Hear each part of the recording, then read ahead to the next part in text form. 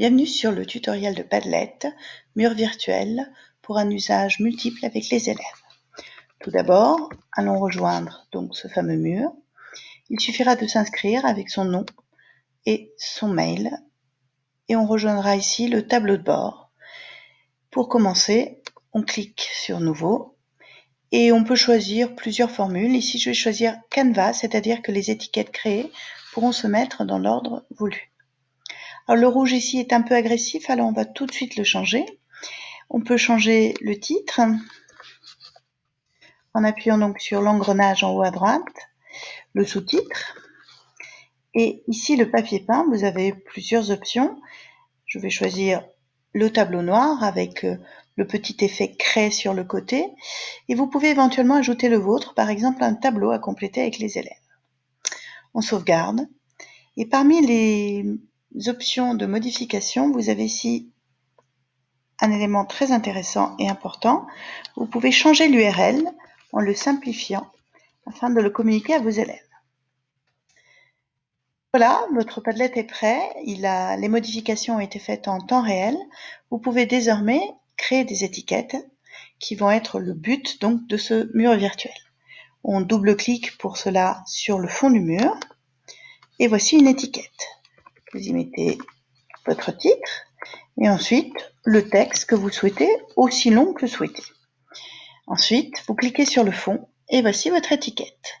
Cette étiquette peut être à nouveau modifiable, bien sûr, en cliquant sur ce petit crayon, ou bien vous pouvez l'effacer, la supprimer, si l'étiquette ne vous sert plus ou si elle ne vous satisfait plus.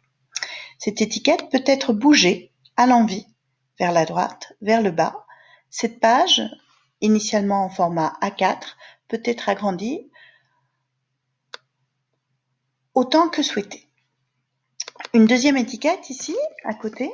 Cette fois-ci, nous n'allons pas mettre de texte, mais en utilisant ici les symboles en surbrillance, on va rajouter un URL, par exemple le site académique Strabon. On vous propose la création d'un visuel, vous validez.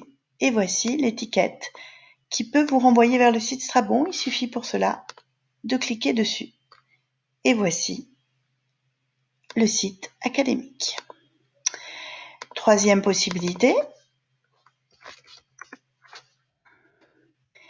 toujours avec les éléments en surbrillance, vous pouvez rajouter un fichier, par exemple ici la carte du monde grec. Le temps de chargement varie évidemment en fonction du poids du document à afficher et du nombre d'utilisateurs. Si vous êtes en train d'utiliser Padlet avec toute la classe, cela peut ralentir quelque peu le programme. Voilà, vous validez et nous voici avec la carte du monde grec. Ces étiquettes peuvent être répétées à l'envi et peuvent constituer donc le Canva que vous souhaitez.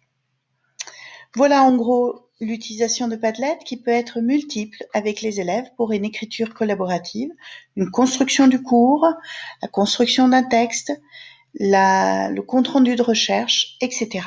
À vous de trouver tous les usages possibles. Avant de terminer ce tutoriel, un petit mot sur confidentialité et partage. Vous pouvez mettre ce Padlet en mode secret, c'est-à-dire qu'on ne pourra pas le trouver sur Google. Vous pouvez même y rajouter un mot de passe pour plus de confidentialité.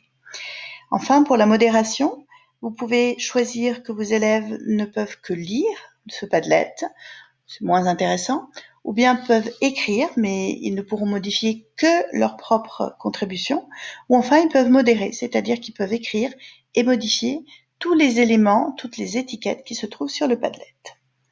Voilà, je vous souhaite un bon usage et puis avec le temps, vous allez explorer toutes les fonctionnalités de ce programme très simple mais extrêmement utile.